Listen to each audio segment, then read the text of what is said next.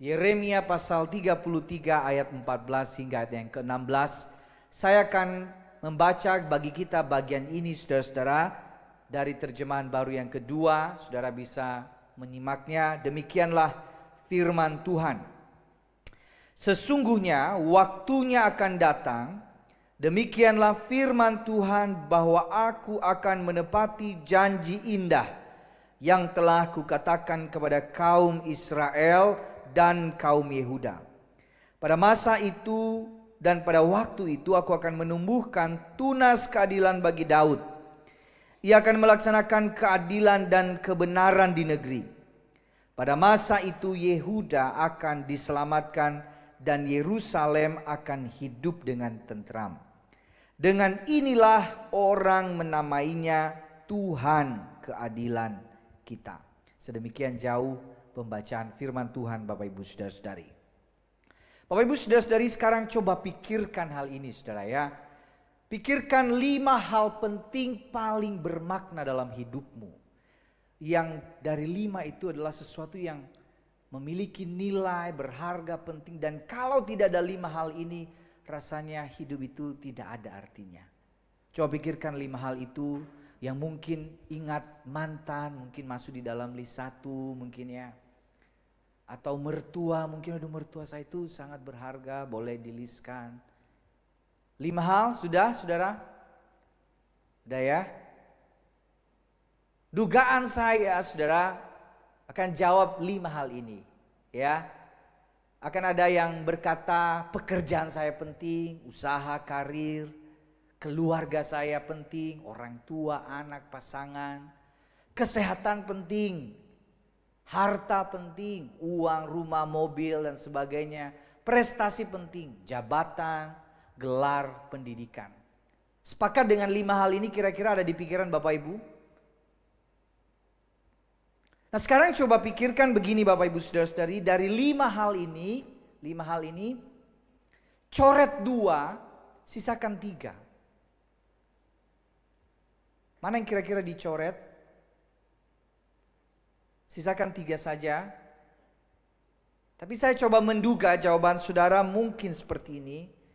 Coret yang paling bawah, harta dan prestasi kira-kira begitu ya. Oke lah mungkin harta gak usah terlalu banyak, yang prestasi ya kayak gini-gini aja, pendidikan gak usah terlalu tinggi begitu ya. Tapi seenggaknya 3 ini loh, pekerjaan, keluarga, kesehatan masih baik-baik aja. Setuju? Tapi sekarang coba coret 2, sisakan 1 saudara-saudara. Kira-kira mana yang saudara akan mengatakan udah deh, yang paling penting yang mana? Hah? Keluarga ya. Kalau baik-baik ya itu penting. Saya juga sama, mungkin kita akan pilih keluarga, orang tua, anak, pasangan akan menjadi yang terpenting buat kita. Mungkin kita akan gak sehat, akan sakit, mungkin pekerjaan kita akan hilang dan sebagainya. Tapi keluarga menjadi orang yang penting dalam hidup kita saudara. Tapi pertanyaan selanjutnya saudara, bagaimana kalau seandainya semua ini termasuk keluarga habis semua? Sekarang coba masuk ke dalam pertanyaan ini, bagaimana perasaanmu jikalau semuanya, semua yang memberi makna dalam hidupmu habis sehabis-habisnya? Pekerjaan tidak ada, kesehatan, harta, prestasi, keluarga yang kita kasihi, mereka tinggalkan kita dengan beragam cara atau apapun itu. Apa yang Bapak Ibu rasakan? Ada yang bahagia? Jujur saudara, perasaan apa yang muncul? Kecewa, sedih, marah juga sama Tuhan. Dan saya rasa itu hal yang lumrah, wajar. Kita sedih, kecewa, putus asa. Bahkan titik paling rendah dalam hidup kita ketika semua yang penting itu hilang adalah kita kehilangan harapan kita. Dan saudara, ini titik yang paling rendah dalam hidup seseorang. Masalah paling berat, seberat-beratnya. Tapi kalau orang sudah hilang harapannya, berarti itu masalah itu begitu berat. dia tidak bisa berjuang, dia tidak bisa lagi punya semangat hidup. Dan kira-kira beginilah saudara gambaran perasaan yang dialami oleh umat Allah pada waktu itu. Apa yang bermakna buat mereka habis semuanya. Apa yang penting buat mereka hilang semuanya. Saudara, bait Allah yang selalu menggambarkan kehadiran Allah dan menggambarkan bagaimana Allah berdiri kokoh berada di tengah-tengah mereka hilang. Kota, raja, rumah mereka, keluarga mereka harus diasingkan ke tempat pembuangan. Dan lihatlah bagaimana perasaan umat itu pada waktu itu, saudara. Mereka harus dijajah, saudara-saudara. Saat Yeremia menulis suratnya ini, Yerusalem waktu itu dikepung oleh Raja Babel Nebukadnezar dan penduduknya diasingkan dan Yeremia berada di penjara. Situasinya seperti itu. Tidak enak rasanya berada di situasi itu. Hilang harapan, kita tertekan, kita stres mungkin dengan situasi itu. Tetapi saudara, dalam situasi yang sulit seperti itu muncul pengharapan. Ya, pengharapan itu tertulis di dalam Yeremia 3:14 sampai 16 tadi yang kita baca. Bahwa Mesias akan datang, tunas Daud akan datang. Dan harapan itu luar biasa, saudara. Harapan itu sesuatu kata-kata, kalimat yang sering kali memberikan semangat buat orang-orang yang sedang kehilangan harapannya. Di saat-saat hidup kita sedang terpuruk, ketika ada orang yang memberikan semangat, harapan, kita bangkit lagi, bukan? Sekarang coba Pak bayangkan, sudah ada seorang anak misalnya, dia ujian, terus tiba-tiba nilainya jelek datang sama papanya. Pak, nilai saya jelek. Lalu papanya bilang begini, itu mah masih mending nak, dulu bapaknya lebih jelek lagi.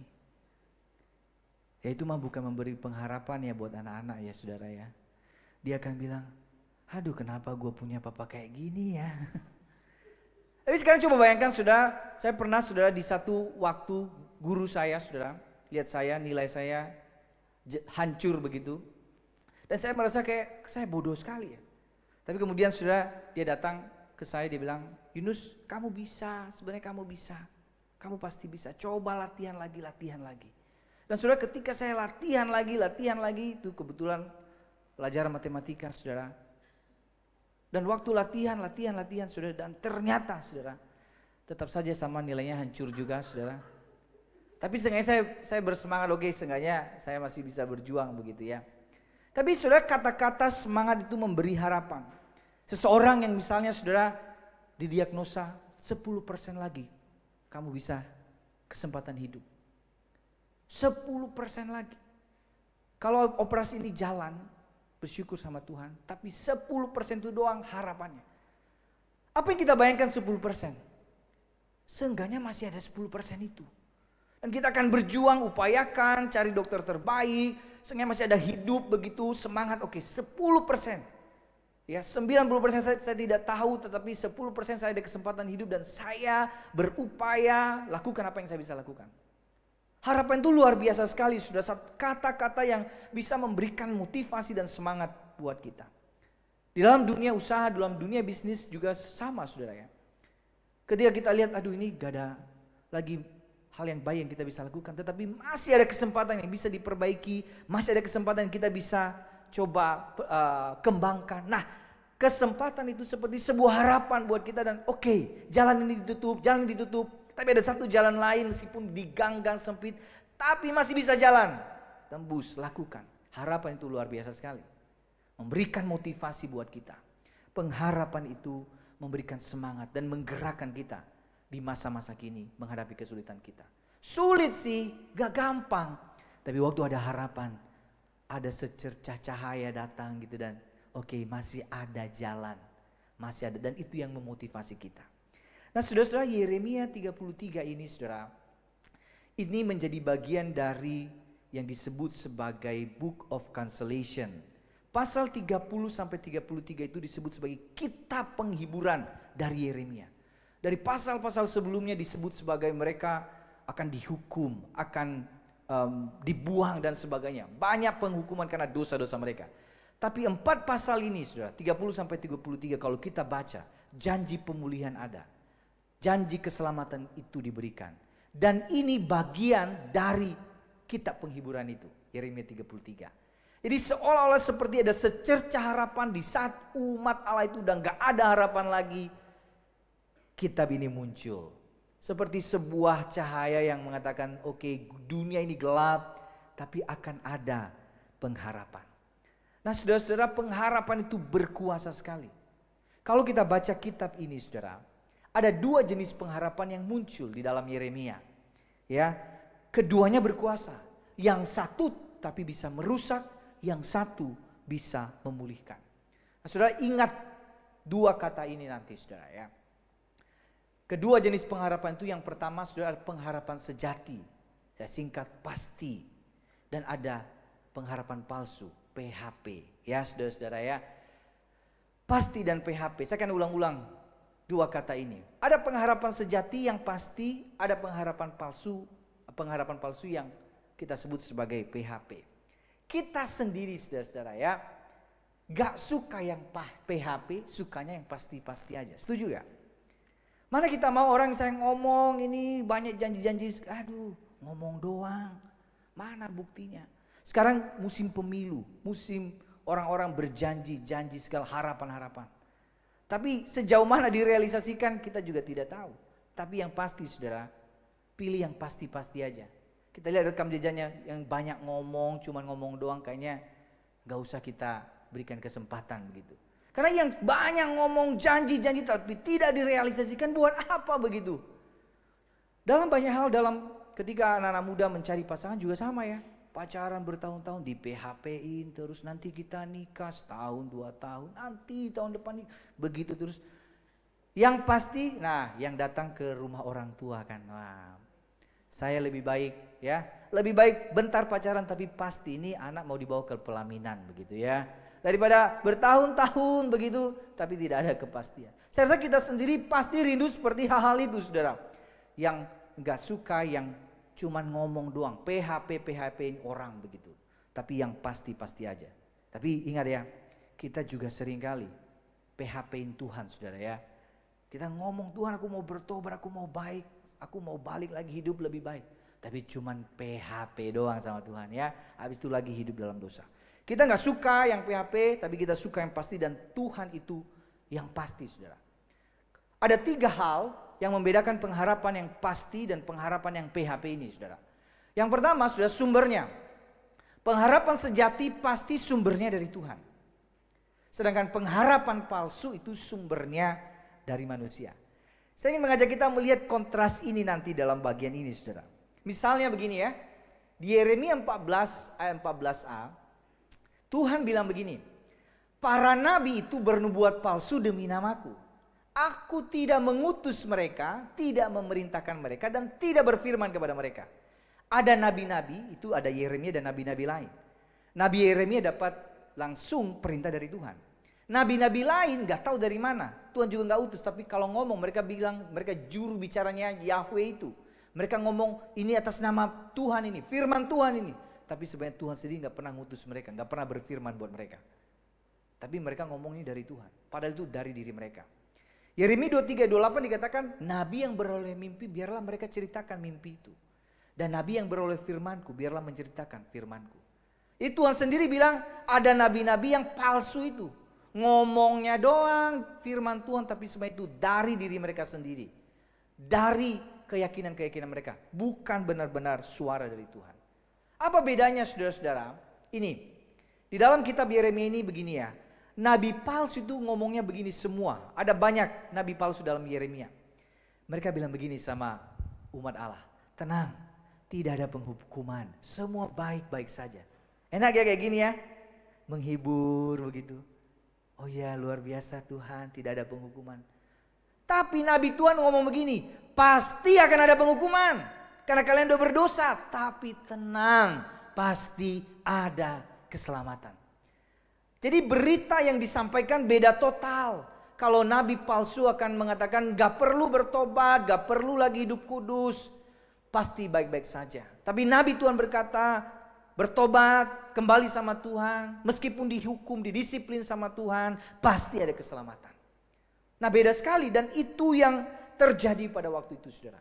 Nah masalahnya Bapak Ibu, juru bicara ya, nabi-nabi palsu waktu itu banyaknya luar biasa. Nah yang banyak ini mengalahkan satu orang. Jadi mereka ngomong terus dan sampai-sampai saudara yang dituduh nabi palsu adalah Yeremia sendiri. Jadi itu kan yang terjadi di dalam narasi-narasi di media sosial saudara. Siapa yang paling banyak bersuara itu yang dianggap benar. Belum tentu benar padahal. Padahal yang benar ya, yang benar seharusnya yang harus didengarkan, tetapi karena terlalu banyak orang ngomong akhirnya diragukan. Iya ya, jangan-jangan salah. Maka Yeremia pernah ragu saudara. Jangan-jangan benar juga yang mereka ngomongin ya. Jangan-jangan saya ini salah. Sampai Tuhan juga marah sama dia. Nah Bapak Ibu saudara-saudari, jadi kita perlu bedakan yang pasti dan yang PHP itu. Yang pasti itu sumbernya dari Tuhan. Dari Tuhan, dan yang PHP itu dari manusia. Oleh karena itu saudara, hal yang paling utama saudara untuk membedakan yang pasti dan yang PHP itu adalah kita harus setia tekun belajar firman Tuhan dengan sungguh-sungguh. Maka ada hal yang harus kita waspadai begini. Apa yang kelihatannya baik belum tentu benar. Saya ambil contoh begini saudara ya. Tidak semua gereja mengajarkan kebenaran. Jadi jangan berpikir bahwa semua gereja mengajarkan ajaran yang sesuai dengan apa yang Alkitab ajarkan. Ada banyak gereja yang tidak setia pada kebenaran-kebenaran firman Tuhan. Dan waspada dengan hal itu. Tidak semua yang bilang belajar Alkitab benar-benar belajar Alkitab. Ngomongnya belajar Alkitab, tapi benarkah itu belajar Alkitab? Kita tidak tahu. Tidak semua yang menyebut nama Tuhan itu hamba Tuhan, saudara. Kita sangat sedih dan kaget ketika melihat hamba-hamba Tuhan, para pelayan-pelayan Tuhan, malah korupsi lah, melakukan tindakan-tindakan amoral. Dan itu luar biasa sekali, menyedihkan. Sehingga kita mesti waspada, ini mesti ada kepekaan hikmat dari Tuhan. Ini dari Tuhan atau dari manusia. Ini firman Tuhan atau firman dari manusia, dari dunia ini. Dan saat ini menjadi tantangan kita, saudara. YouTube, pengajaran, teologi, kita bisa belajar dari siapa saja. Bahkan semua orang bisa mengajarkan teologi. Tapi benarkah itu ajaran yang Alkitabiah? Benarkah setia pada teks Alkitab dengan kaidah-kaidah menafsirkan Alkitab dengan baik? Agak menyedihkan, banyak yang kita temui tidak setia pada hal ini. Dan hati-hati, waspada. Ya, saudara-saudari, yang pertama tadi, pengharapan pasti itu sumbernya dari Tuhan. Pengharapan yang PHP itu dari manusia. Yang kedua, pengharapan sejati isinya kebenaran. Sedangkan pengharapan palsu isinya kebohongan. Saudara, ini yang Tuhan ngomong tentang nabi palsu. Kita baca sama-sama, 1, 2, 3. Mereka menubuatkan kepadamu penglihatan bohong, ramalan kosong, dan tipu rekaan hatinya sendiri. Tuhan bilang ke mereka, iya mereka banyak ngomongnya, kayaknya janji-janjinya janji manis semua. Tapi mereka itu bohong, penglihatannya bohong, ramalannya kosong, dan tipu rekaan hatinya sendiri. Cuman ya dari mereka sendiri, bukan benar-benar dari Tuhan, saudara-saudara. Mari kita lihat contohnya begini, saudara ya. Yeremia bilang begini sama Israel, nubuatannya. Firman Tuhan, ya, semesta alam Allah Israel, kuk besi akan kutaruh ke atas tengkuk segala bangsa ini, sehingga mereka takluk kepada Nebukadnezar, Raja Babel. Sungguh mereka akan takluk kepadanya, malahan binatang-binatang di padang telah kuserahkan kepadanya. Sederhananya, Israel akan dijajah oleh Babel. Itu doang. Jadi itu pasti penghukuman itu dilakukan. Hananya nabi palsu bilang begini sama Israel. Beginilah firman Tuhan. Dalam 2 tahun ini begitu jugalah aku akan mematahkan kuk Nebukadnezar, Raja Babel itu daripada tengkuk segala bangsa. Dia bilang gak akan terjadi penghukuman itu. Kita bebas. Kita akan dikeluarkan dari penjajahan itu. Kita pasti menang. Beda sekali. Nabi Tuhan ngomong pasti akan ada penghukuman. Itu pasti terjadi karena dosa-dosa kalian, tapi pasti ada keselamatan. Yang satu ngomong enggak masalah, pasti bebas. So dua-duanya kayaknya yang satu kayaknya menghibur sekali ya. pasti bebas nih. Tapi yang benar, yang itu yang salah malah. Itu yang salah ditentang oleh Tuhan. Tapi faktanya Bapak Ibu Saudara-saudari, manusia lebih menyukai kebohongan yang enak didengar telinga daripada kebenaran yang menusuk-nusuk sampai kedalaman jiwa. Kita lebih suka mendengar apa yang baik di telinga kita daripada teguran keras yang nyakitin, yang mungkin menusuk sampai kedalaman jiwa kita dan mengubah kita. Oke, aku lebih suka yang baik-baik aja yang ku dengar. Gak usah ngomong dosa, ngomong mujizat, ngomong hal yang baik yang menghibur. Itu akan menyenangkan hati saya.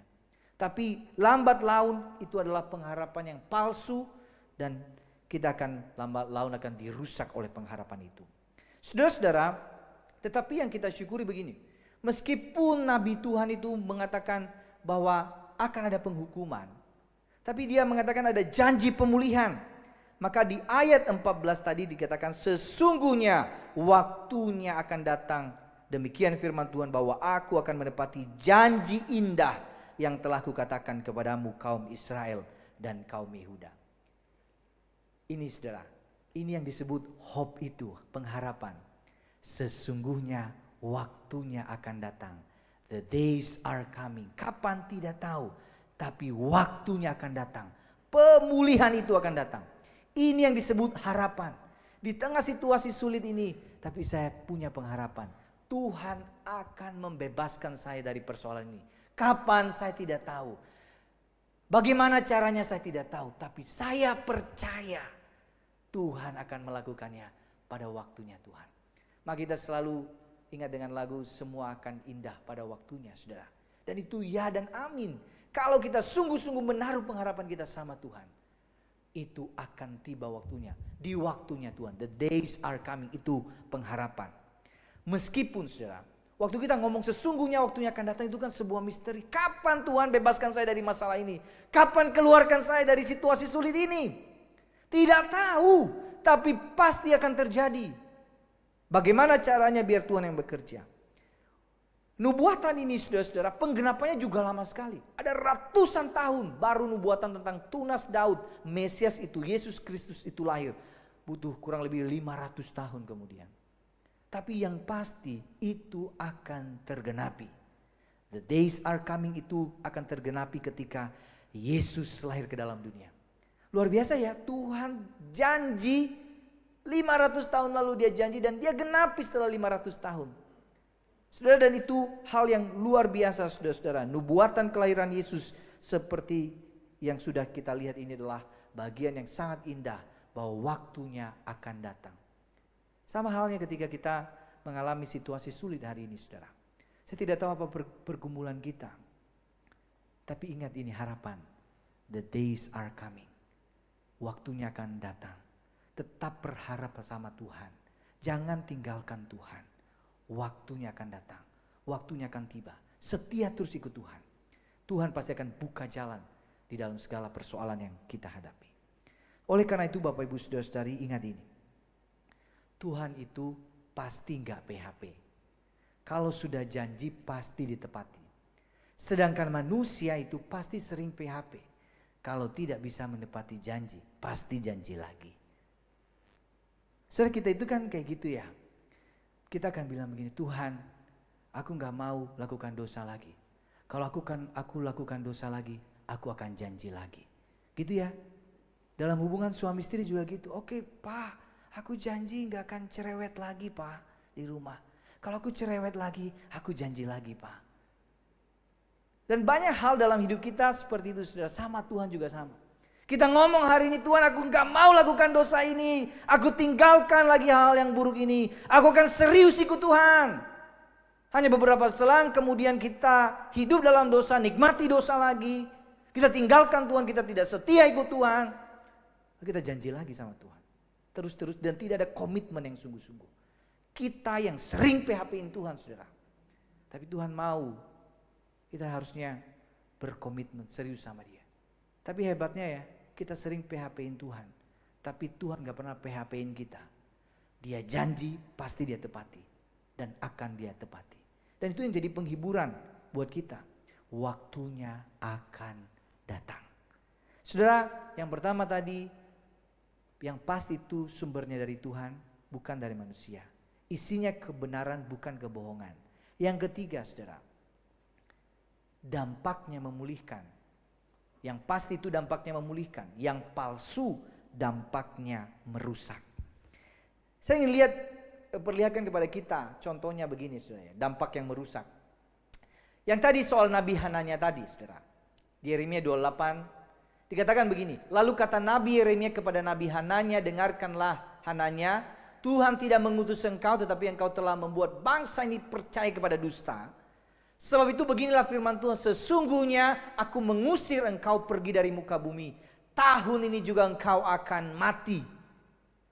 Saking Tuhan tidak suka dengan nubuatan-nubuatan palsu, nabi-nabi palsu itu, konsekuensinya adalah kematian sendiri, saudara-saudara.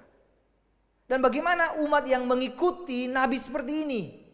Ya konsekuensinya adalah kematian juga, saudara. Maka mereka akan hidup dalam kerusakan. Tapi coba lihat, saudara, janji yang disampaikan oleh Yeremia. Di Yeremia 29 ayat 11 kita sering kutip ayat ini. Ya. Jadi konteksnya sebenarnya dalam bagian ini, saudara. Dikatakan begini, sebab aku mengetahui rancangan-rancangan yang kupikirkan mengenai kamu, demikianlah firman Tuhan, yaitu rancangan damai sejahtera dan bukan rancangan malapetaka, untuk memberikan kepadamu masa depan yang penuh harapan. Ini sebenarnya isi dari nubuatan Yeremia, saudara. Memang hari ini kita nggak tahu situasinya kelam dan gelap, tapi yang saya percaya rancangan Tuhan itu rancangan yang penuh damai sejahtera, bukan malapetaka. Memang hari ini didisiplin karena dosa, tapi kalau engkau percaya sama Tuhan, Dia akan membebaskan engkau, masa depanmu penuh harapan. Memang sulit, memang ada proses panjang yang kita jalani hari ini, tapi nanti kalau benar-benar percaya sama Tuhan, masa depan yang Dia janjikan itu penuh harapan. Di Yeremia 33:15 dikatakan, pada masa itu dan pada waktu itu aku akan menumbuhkan tunas keadilan bagi Daud. So tunas, tahu sudah tunas? Apa itu tunas? Iya, yang kecil ya. Ya. Tumbuhan begitu ya, udah ada bijinya, ada muncul tunasnya begitu, saudara. Nah, gambarannya seperti ini ya. Sekarang coba bayangkan, saudara, satu hutan. Hutan itu terbakar semuanya, pohon-pohonnya hangus semuanya. Gak ada harapan lagi di hutan itu. Itu situasi yang kita anggap tidak ada harapan. Tapi kemudian pohon itu tidak ada, pohon semua dibabat habis, semua udah kebakar begitu. Tapi muncul satu tunas di situ. Tunas itu akan bertumbuh menjadi pohon yang besar. Dan itulah Yesus Kristus, saudara. Ketika tidak ada lagi yang bisa diharapkan di dalam hidup manusia, manusia sudah jatuh dalam dosa, tapi firman Tuhan menubuatkan akan kelahiran tunas Daud itu, yang bisa diandalkan, bisa diharapkan. Tunas itu adalah Mesias Yesus Kristus. Dan itu luar biasa sekali, kita berharap, bersandar kepada tunas itu. Tunas itu akan bertumbuh dan akan memberikan kebebasan dan keselamatan buat setiap kita. Saudara-saudari, cara Tuhan begini, saudara ya. Cara Tuhan bukan seperti menambal ban. Ini saya dapat di gambarnya di internet, saudara. Ada orang tuh posting, dia tambal ban itu nggak tahu berapa puluh kali tuh, ban udah kayak ini ya, ada seninya tersendiri. Tempel sini, tempel sini, tempel sini. Luar biasa, masih bisa kepake tapi ya.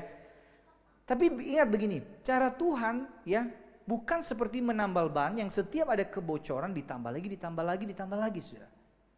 Cara Tuhan seringkali seperti proses mendaur ulang sampai benar-benar jadi sampah, dibuang, gak berguna. Di situ Dia pulihkan dan jadi sesuatu yang baru. Seringkali dalam kita mengikut Tuhan, kadang kita harus dibiarkan hancur sehancur-hancurnya, habis sehabis-habisnya, jatuh sejatuh-jatuhnya. Dan di saat kita mengatakan, Tuhan, aku gak tahu mau ngapain lagi, aku angkat tangan, Tuhan. Aku susah untuk melakukan apa lagi. Aku gak punya harapan apa-apa. Aku gak mampu, Tuhan. Keluargaku udah di titik nadir, hancur. Gimana cara menyelamatkannya? Anak-anakku udah gak bisa diatur. Keluargaku kok kayak gini, pekerjaanku saya nggak tahu benar-benar Tuhan, saya udah lakukan berbagai cara, utang di mana-mana. Bagaimana cara melunasinya? Bagaimana cara terus berjuang di tengah situasi ini? Di saat kita, Tuhan aku menyerah, disitulah Tuhan akan bekerja, saudara. Karena Tuhan akan lebih suka dengan orang-orang yang remuk jiwanya, yang hancur hatinya. Sungguhan ini, saudara. Kalau kita datang sama Tuhan, jangan datang dengan kesombongan, ini Tuhan aku bisa ini, aku bisa itu. Tuhan lebih suka orang yang benar-benar menyesali, hancur-hancurnya, datang dengan keremukan jiwa dan mengatakan aku gak bisa tanpa Tuhan. Aku benar-benar gak sanggup, aku manusia biasa. Aku ingin menyerah tapi aku percaya Tuhan sanggup menolongku. Saudara-saudara, hidup kita mungkin saat ini ada banyak tekanannya, saudara. Mungkin saat kesehatan kita sudah mulai berubah di usia-usia kita yang sudah 60-an tahun ke atas. Mungkin kesehatan tidak sebaik dulu. Dan kadang kita terus mempertanyakan Tuhan. Sedih sekali rasanya menjalani hidup dengan penderitaan fisik seperti ini. Kadang-kadang tidak sedikit orang-orang tua itu kehilangan harapannya, saudara. Dan merasa saya sudah tua, tidak ada gunanya, saya tidak punya pengharapan lagi. Buat anak-anak saya juga udah gak digunain lagi begitu. Fisik saya sudah tidak sehebat dulu. Kadangkala itu membuat kita kehilangan harapan. Tekanan keuangan juga seringkali menjadi sesuatu yang menjadi persoalan dalam hidup kita. Apalagi ketika penghasilan kita amat pas-pasan. Kita coba udah atur sebaik-baiknya tapi tetap aja kurang. Ada aja nanti situasi mendadak, ada yang sakit lah, ada yang kebutuhan ini, ada hal yang harus diperbaiki dan kita mengatakan aduh ini sulit sekali rasanya. Mendidik anak-anak juga tidak mudah, saudara-saudara. Anak-anak di usia remaja, pemuda dengan zaman teknologi seperti ini kita akan bertanya Tuhan gimana cara didik mereka. Saya dituntut jadi teladan tapi saya bergumul dengan diri saya sendiri. Kita berjuang untuk terus hidup semakin baik dan kita mengatakan Tuhan ini gak gampang. Tetapi saudara di dalam persoalan-persoalan itu Tuhan mau kita datang kepada Tuhan dengan hati yang remuk dan hancur dan menaruh pengharapan kita sama Tuhan.